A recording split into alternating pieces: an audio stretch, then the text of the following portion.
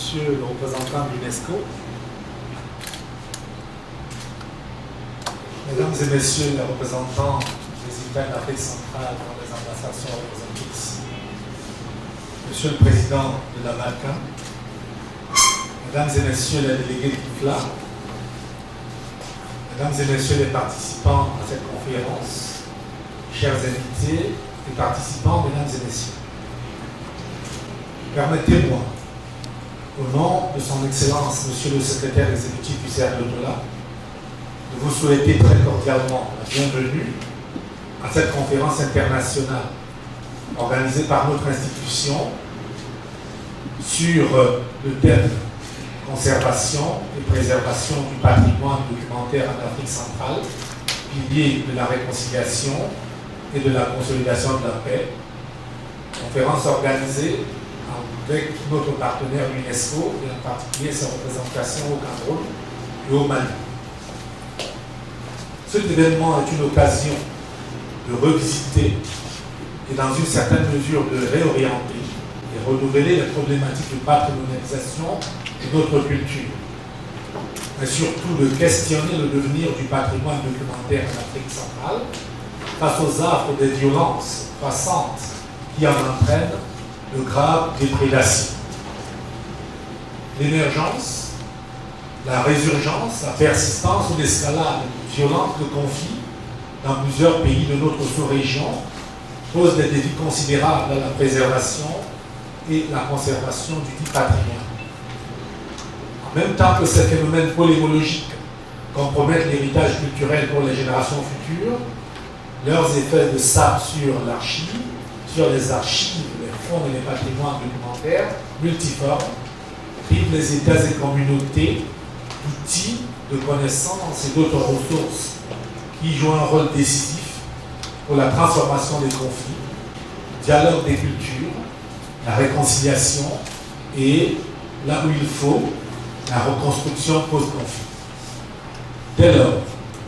dans le contexte sécuritaire et stratégique actuel, l'importance de ce thème et de cette conférence ne saurait aucunement pouvoir être exagérée. Il convient de cibler les aspects du thème retenu d'un double point de vue convergent par rapport avec l'évolution de la réalité de la paix et de la sécurité d'une part, et d'autre part, les ajustements de la stratégie avec les problématiques documentaires qui nous rassemblent. D'abord, comme on l'a vu avec les criminalités culturelles perpétrées par les terroristes à Tombouctou, au Mali, au début de la dernière décennie, et comme il faut le redouter en Afrique centrale, la montée du terrorisme et des irrédentismes, ainsi que l'intensification violente des luttes pour le pouvoir et les ressources, font peser des risques considérables sur le patrimoine culturel et documentaire. Le vœu de l'Union africaine de faire taire les armes en 2020, Silencing the Guns in 2020, ne s'est pas réalisé, au contraire.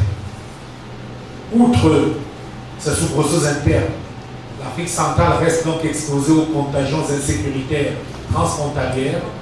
venant de 3 des 4 sous-régions du continent qui l'entourent. Sur le plan de l'ajustement stratégique, au sortir de l'échec de Silencing the Guns in 2020,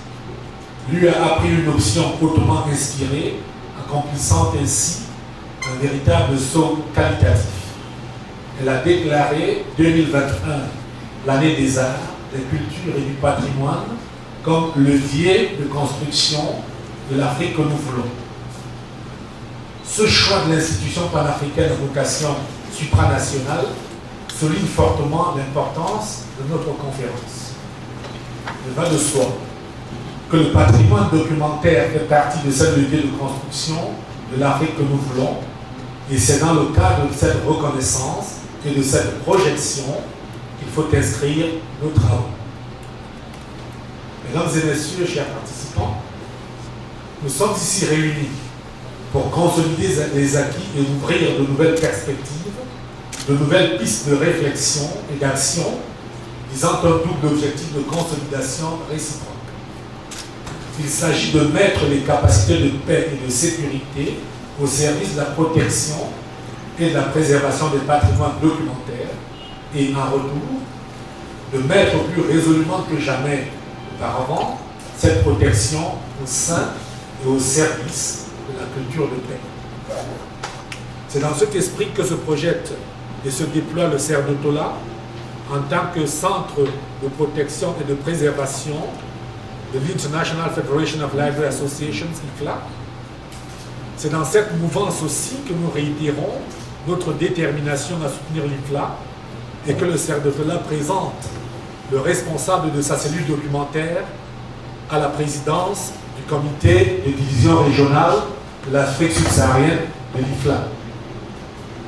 En partenariat avec l'UNESCO, dont le programme Mémoire du Monde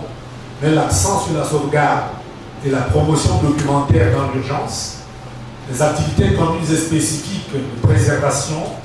sont renforcées par celles de collecte, de documentation et de valorisation. Ces activités connexes rendent la sauvegarde et la promotion documentaire particulièrement aptes à contribuer à la préservation et la prévention et la résolution des conflits, conformément à l'acte du programme scientifique du CERF de Tola sur la convivialité et l'éthique sociale, qui sont des gages de paix durable.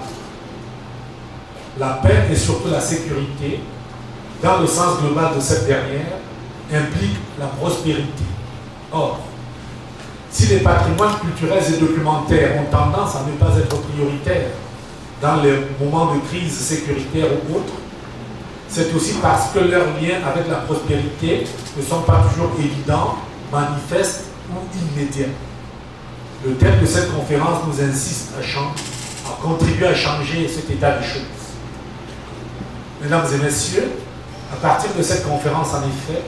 nous devons nous lancer dans la réflexion innovante. Nous allons nous efforcer de contribuer à trouver des réponses à ces préoccupations d'élite dans notre domaine d'activité et ses connexités, réponses applicables au niveau régional,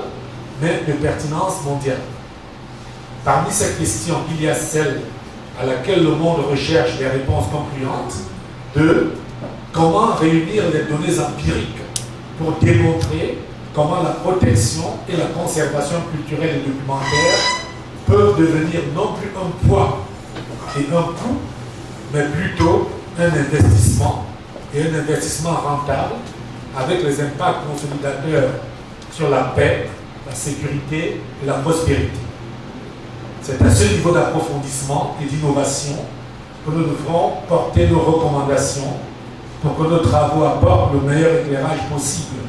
aux décideurs et aux acteurs en Afrique centrale et au-delà.